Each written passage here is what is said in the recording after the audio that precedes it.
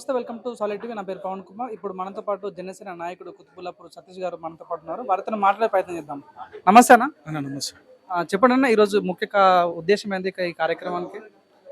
యాక్చువల్గా ఎవరైతే మాజీ మంత్రి బీఆర్ఎస్ నాయకులు ఉన్నారో జగదీశ్వర్ రెడ్డి, ఆయన మా నాయకుని గురించి మాట్లాడుతూ ఐటమ్ సాంగ్ అన్న విధంగా మాట్లాడిండు. అది కొంచెం మాకు నచ్చలేదు. ఎందుకంటే సినిమా నాయకుడే కావచ్చు, సినిమా నటుడే కావచ్చు, పెద్ద పెద్ద హిట్ సినిమాలు ఉన్నాయి. ప్రతి సినిమాలో ఐటమ్ సాంగ్ అనేది చాలా important. And one more thing is, ప్రతి ఏదైనా సినిమా హిట్ కావడానికి కొన్ని సందర్భాలలో ఐటమ్ సాంగ్ చాలా ముఖ్యం. ఐటమ్ సాంగ్ వల్ల కూడా హిట్ అయిన సినిమాలు కూడా ఉన్నాయి. అది జగదీశ్వర్ రెడ్డి గుర్తుపట్టుకోవాలి.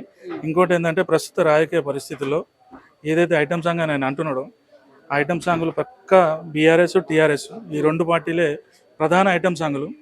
ఆయన కొంచెం నోరు అదుపులో పెట్టుకొని భవిష్యత్తును దృష్టిలో పెట్టుకొని ఆయన మాట్లాడితే చాలా బాగుంటుంది. ఎందుకంటే రాబోయే రోజుల్లో గ్రేటర్ హైదరాబాద్ ఎలక్షన్స్ ఉన్నాయి.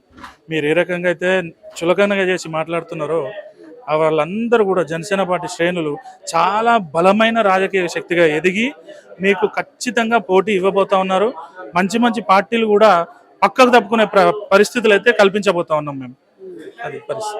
ఇప్పుడు జనసేన మీద తెలంగాణ కొద్ది వ్యతిరేకత కనిపిస్తుంది. కొంతమంది జర్నలిస్ట్ అవడం కానీ చూస్తున్నాం, కొద్ది వ్యతిరేకత స్టార్ట్ అవుతుంది. ఏం చెప్తారు, ఎట్లా తిప్పి కొడతారు మీరు ఆ కామెంట్స్ అని, ఆ వ్యతిరేకతను? అవన్నీ పేడు వ్యతిరేకతలే. ఎవరైతే డబ్బులు ఇచ్చి చేయిస్తున్నారో వాళ్ళకే తప్ప నిజాయితీగా నిస్వార్థంగా యూట్యూబ్ ఛానల్ నడిపే వ్యక్తులు చాలా మంది ఉన్నారు. ఎస్పెషల్ మీలాంటి వ్యక్తులు చాలా మంది కూడా పవన్ కళ్యాణ్ గారు సిద్ధంగా ఉన్నారు. పవన్ కళ్యాణ్ గారి కోసం పనిచేయడానికి సిద్ధంగా ఉన్నారు. పవన్ కళ్యాణ్ గారు వాళ్ళ కోసం ఆలోచించడానికి కూడా సిద్ధంగా ఉన్నారు. అంతేగాని కొంతమంది ఏదో మాట్లాడినంత మాత్రాన ఆయన చరిష్మాకి కానీ, ఆయన అభిమానులకు కానీ, జనసేన పార్టీ శక్తికి కానీ ఏమీ కాదు. ఖచ్చితంగా రాబోయే రోజుల్లో తెలంగాణ రాష్ట్రంలో ప్రత్యామ్నాయ రాజకీయ శక్తిగా జనసేన పార్టీ రాబోతోంది, ఎదగబోతోంది. ఏకలింగ సాంగ్ పాడుతూ మావాడు వచ్చాడు అని చెప్పారు. గల్ల అయితే చెబుతున్నా, తొడుగుట్ట చెప్తున్నా, ఎవడొస్తాడు రండి రబ్బాయి అనే పాటకి పవన్ కళ్యాణ్ వచ్చాడు అన్నారు. ఏం చెప్పదలుచుకున్నారు అన్న? ఒకటే, వాళ్ళు ఏదైతే మసిపూసి మారడిగా చేసి తెలంగాణ రాష్ట్రాన్ని అభివృద్ధి చేయడానికంటే ఎక్కువగా వాళ్ళ జేబులు నింపుకునే ప్రయత్నం ఏదైతే చేసిర్రో, ప్రజలందరూ వాటిని తిప్పికొట్టిర్రు, తగిన బుద్ధి చెప్పిర్రు. మీ అన్నిటికీ కూడా తొడగొట్టి కానీ, గల్లబట్టి కానీ, గొంతెత్తి కానీ మేమున్నాము, ప్రజల కోసం మేము పనిచేయగలుగుతున్నాము, ప్రజల గొంతుకగా మేము ముందుకు రాబోతున్నాము, ఖబర్దారని హెచ్చరించడానికే ఆ విధంగా నేను మాట్లాడాల్సి వచ్చింది. రానున్న కొన్ని రోజుల్లో జిహెచ్ఎం సెలక్షన్స్ రాబోతున్నాయి, ఎంపీటీ జెడ్పీటీ సెలక్షన్స్ రాబోతున్నాయి. ఎలా ఉండబోతుంది కార్యాచరణ, ఎలా ఉండబోతుంది జనసేన? ఖచ్చితంగా ఎవ్వరు ఊహించని విధంగా రాజకీయ శక్తిగా ఎదగబోతా ఉంది. ముమ్మాటికి ప్రజల ఆశీర్వాదం జనసేన పార్టీకి దొరకబోతా ఉంది. పవన్ కళ్యాణ్ గారిని ఆశీర్వదించడానికి, జనసేన పార్టీ అభ్యర్థులను గెలిపించడానికి తెలంగాణ ప్రజలే కావచ్చు, హైదరాబాద్ గ్రేటర్ ఎలక్షన్స్ వస్తే ఈ హైదరాబాద్ భాగ్యనగరం ప్రజలే కావచ్చు సిద్ధంగా ఉన్నారు. ముమ్మాటికి జనసేన పార్టీ జెండా తెలంగాణలో ఎగరబోతా ఉంది. అది హైదరాబాద్ లో మరీ ముఖ్యంగా ఎగురుతా ఉంది. 100% జనసేన జెండా ఎగరబోతుంది. క్లారిటీ ఉంది. ఖచ్చితంగా కూటమితో ఉందా లేకుంటే ఎట్లా స్కూల్గా ఉందా? మాతో నడిచే వ్యక్తులతో మేము నడవడానికి సిద్ధం. లేదు మమ్మల్ని విమర్శించి మేము ఆగిపోతాము అంటే మేము సాగిపోవడానికి సిద్ధంగా ఉన్నాం. గెలుపోటములు ఏదైనా సరే ప్రజల ఆశీర్వాదం కోసం, ప్రజలతోనే తేల్చుకునే విధంగా, ప్రజల కోసమే ప్రజల్లోకి వెళ్తాం. ఏం చెప్పదలుచుకుంటున్నా, ఇప్పుడు తెలంగాణలో నిరుద్యోగ సమస్య ఎక్కువ ఉంది. రైతుల సమస్యలు కానీ, మహిళలకు ఎటువంటి భద్రత జనసేన పార్టీ కల్పిస్తుంది అంటే మీరేం చెప్తారు ఒక జనసేన నాయకునిగా? ఒకటి, ప్రతి పక్షం కోసం జనసేన పార్టీ పోరాటం చేయడానికి సిద్ధంగా ఉంది. రైతులే కావచ్చు, పేద బడుగు బలగనే వర్గాలే కావచ్చు, మైనారిటీలే కావచ్చు. ముఖ్యంగా చెప్పాలంటే ప్రస్తుతం ఉన్న పరిస్థితుల్లో విద్యా వ్యవస్థ కావచ్చు, వైద్య వ్యవస్థ కావచ్చు, ప్రతి అంశం మీద ఒక కులాంకుశంగా మేము ఇంటర్నల్గా ఒక మంచి మీటింగ్స్ పెట్టుకొని వాటి మీద ఒక సబ్జెక్ట్ నాలెడ్జ్ తీసుకొని ప్రజలకి ముందుకు వెళ్ళబోతా ఉన్నాము.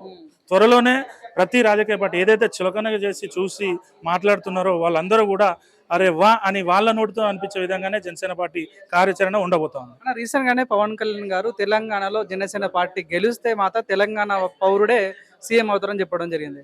మరి ఎవరైతారన్న? సంపద నాయక్ అవుతారా, ఇంకెవరైనా అవుతారు?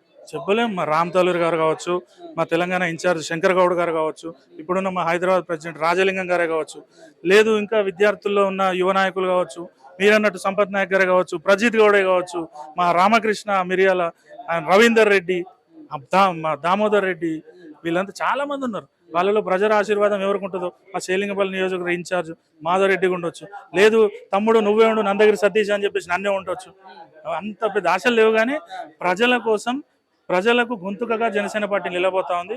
ఖచ్చితంగా ఆయన అన్నట్టుగా తెలంగాణ వ్యక్తే కీలక బాధ్యతలో ఉంటాడు. జనసేన అంటే ఓన్లీ మాకు కనిపిస్తుంది అంటే సెలబ్రిటీలు కనిపిస్తారు, సెలబ్రిటీలు వచ్చి మాట్లాడుతున్నారు. ఇలాంటి కామన్ మ్యాన్స్ ఛాన్స్ ఉందా, స్కోప్ ఉందంటావా జనసేనలో? నేను ప్రజారాజ్యం నుంచి పవన్ కళ్యాణ్ గారు వెంటనే ఉన్నా. ఆయన యువరాజ్యంలో పనిచేసిన 2014 జనసేన పెట్టిన తర్వాత ఈ పార్టీలోకి వచ్చిన.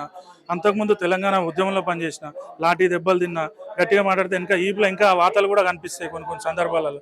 అదేవిధంగా నాలాంటి వ్యక్తికి నియోజకవర్గ ఇన్ఛార్జ్గా గుర్తించి, ఒక గ్రేటర్ హైదరాబాద్ హడక్ కమిటీగా సభ్యునిగా గుర్తించి, ఈరోజు ఎక్కడ కొన్ని వందల మందిలో కూడా కనిపిస్తే బాగున్నావా తమ్ముడు అనే అడిగే విధంగా ఒక సామాన్య దిగువ మధ్యతరగతి కుటుంబం నుంచి వచ్చిన నాకే ఉంది అంటే మీరందరూ అర్థం చేసుకోవాలి. కేవలం సెలబ్రిటీలు కనపడుతున్నారు, ఇది పెద్ద పార్టీ అనుకోనో లేదంటే పెద్దల పార్టీ అనుకునే కాదు, ఇది ముమ్మాటికి పేద బడుగు బలహీన వర్గాల పార్టీ. ప్రతి ఒక్కరికి రాజకీయ చైతన్యానికి తీసుకురావడానికి ముందుకొచ్చిన పార్టీ ఇది. Okay, thank you. Thank you.